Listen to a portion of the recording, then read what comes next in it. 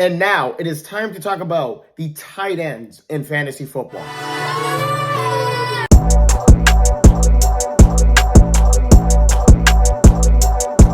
Welcome back to another episode of Sports Runs on Diesel here as we get started off with the tight ends here in part 4 of my fantasy football series.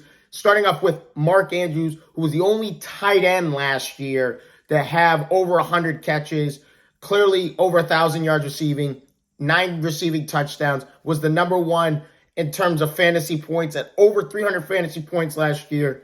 My only concern with Mark Andrews is his splits with and without Lamar Jackson. With Lamar Jackson, they played 11 games together, had only 4 top 5 finishes among tight ends in terms of fantasy points, averaging 8 targets and 15 fantasy points. Whereas the 6 games he did not have with Lamar Jackson, he averaged 11 targets, 23 fantasy points, and he was in the top 5 all 6 of those weeks without Lamar Jackson. That's the only thing I'm concerned about with Mark Andrews. Can he continue to put up tight end one fantasy numbers? He absolutely can, but it's a nerve-wracking thing for me because I have Travis Kelce as the number 1 tight end this year. Kelce had over 90 catches, 1,100 yards, 9 touchdowns as well. He also did post career low catch rates, which is something we're not accustomed to seeing for Travis Kelce. His catch rate was 68%, so 2 out of every 3 catches he caught. His yards per target was also a career low, only 8.3 yards per target, and his target share and his end zone targets. So is he still a top 2 tight end?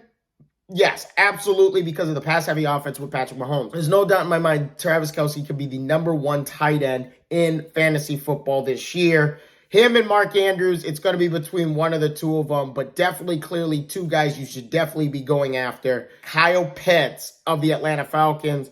The sky's the limit for this kid. He is a clear vertical threat for the Atlanta Falcons. He was first among the tight ends last year in terms of depth of target, which was over almost 11 yards, and he was 3rd in yards per target, which was 9.3. So Kyle Pitts is clearly a guy, and guess what? He's only, 23 years old? So I absolutely recommend going after Kyle Pitts as well. These 3 guys here, they're going to go wicked fast. They're going to be gone 3rd round, maybe early 4th round if they get that far. But Mark Andrews is going to be picked in the 2nd round. There's no doubt about it. Same thing with Kelce. Kelce's going to be late 2nd round, early 3rd round, and Kyle Pitts is going to be somewhere between late 3rd round, early 4th round. These guys will go extremely fast early in the draft if you guys want a good tight end early.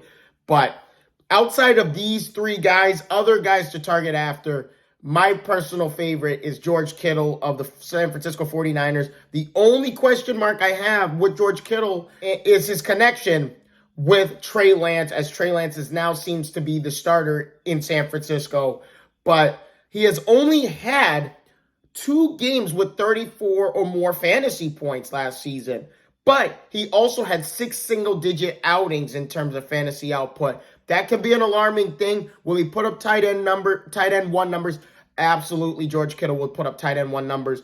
But just keep that in mind that he hasn't established a real, true connection with Trey Lance yet, as Trey Lance is just starting his NFL career as a quarterback. Another one, I asterisked him, Dalton Schultz of the Dallas Cowboys, who had a somewhat decent season 2 years ago with over 60 catches, 600 yards, and 4 or 5 touchdowns. Last year was his breakout year, almost 80 catches, 800 yards, 8 touchdowns. I could expect a 1,000-yard season out of Dalton Schultz this year. I really could, because Amari Cooper's gone. He's in Cleveland now. Guess what? Kendrick Wilson is gone. He's not there anymore. And Michael Gallup is recovering from a torn ACL last year. So you got 3 guys out. He is clearly could be a top 5 tight end this year. He was top 5 among tight ends last year in snaps, routes, and receptions. Dalton Schultz, definitely keep him on your radar. And then Darren Waller, my only issue with Darren Waller is he's been injury prone the last couple of seasons. And I will say this, he had a massive week 1 last year, 10 catches, 105 yards, and a touchdown on 19 targets.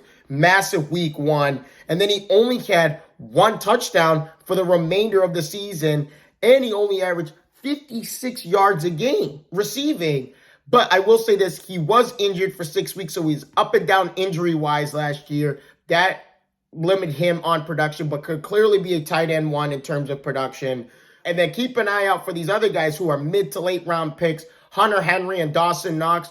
These guys were tied number one in tight end for touchdowns. They both see a lot of red zone targets, especially Hunter Henry. Hunter Henry, I'm not expecting him to have 9 touchdowns this year, but I will say this about Hunter Henry.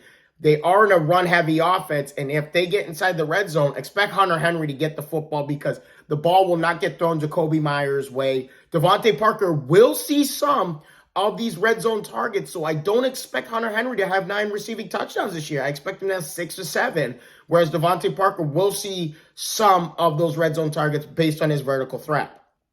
Dawson Knox, love him. He had a decent break. He had a semi-breakout year last year, 50 catches, almost 600 yards, 9 touchdowns. Really a good tight end to look at as a tight end too. But I will say this about Dawson Knox. You got the Stephon Diggs and you got other guys there that can clearly see more red zone targets than Dawson Knox. But Dawson Knox, a good tight end too, especially if you want to put a second tight end in your flex position based off of matchups, which is really not a bad idea. And then last but not least, another guy to look forward to and pay attention to his numbers is Pat Freiermuth of the Pittsburgh Steelers. 60 catches, almost 500 yards, 7 receiving touchdowns. I expect him to have somewhat of a similar year, even though Najee Harris is going to see a lot of touches, not only in the ground game, but in the receiving game as well. And you also have guys like Deontay Johnson and company there that will see a lot of targets as well as Freiermuth in the red zone. There's so many other great options at the tight end position. It's just, it's up to you. If you pick 2 good tight ends, remember, running backs and wide receivers might have a bare spot. So I recommend you go after running backs and wide receivers first and then pick a tight end around round 3 or round 4, just so you have something good and decent in all 3 positions. But thank you guys again so much for your time. If you guys haven't already, please leave a like and subscribe to the channel. I can't wait to see all your faces in the next one. Deuces.